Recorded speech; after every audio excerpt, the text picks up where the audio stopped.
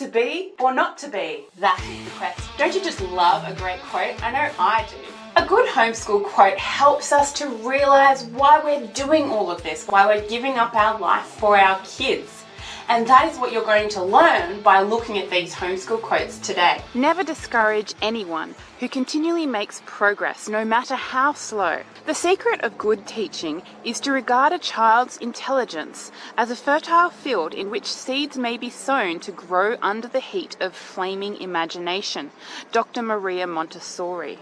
An investment in knowledge pays the best interest. Benjamin Franklin. When we spend more time trying to find ways to organize our stuff and make it look pretty while organizing it than on actually using it, that is a red flag. Karen DeBeers. This one is from Raymond Moore, the homeschool advocate, with his wife Dorothy Moore, and they spoke a lot in the 1900s. He said, "Homeschooling is a recipe for genius. More of families and less of school, more of parents and less of peers, more creative freedom and less formal lessons." Homeschooled children have a greater potential to work outside the box because they are educated outside the box.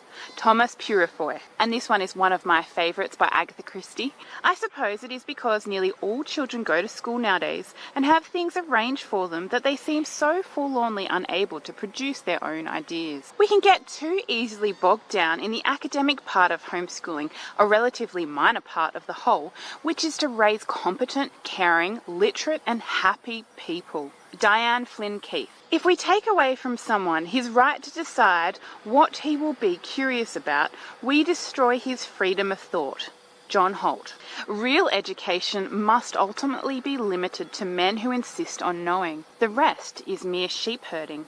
Ezra Pound. "The home is the chief school of human virtues." William Ellery Channing. "Formal education will make you a living. Self-education will make you a fortune." Jim Rohn. "Forced association is not socialization." Adele Carroll. "Educating yourself does not mean that you were stupid in the first place. It means that you are intelligent enough to know that there is plenty left to learn."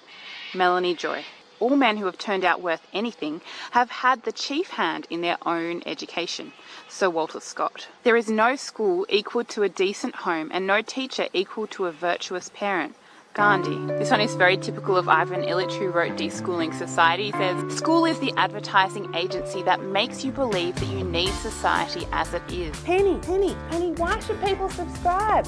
Why should people subscribe, Penny? I think I need another child. Luke, why should people subscribe? Because it's homeschooling. "Knowledge which is acquired under compulsion has no hold on the mind. Therefore, do not use compulsion, but let early education be a sort of amusement. You will then be better able to discover the child's natural bent." Walter Karp said, "The public school system is usually a 12-year sentence of mind control, crushing creativity, smashing individualism, encouraging collectivism and compromise, destroying the exercise of intellectual inquiry, twisting it instead into meek subservience to authority." I find this next one about Mencken extremely interesting. He said, "The plain fact is that education is itself a form of propaganda, a deliberate scheme to outfit the pupil not with the capacity to weigh ideas, but with a simple appetite for gulping ideas ready-made.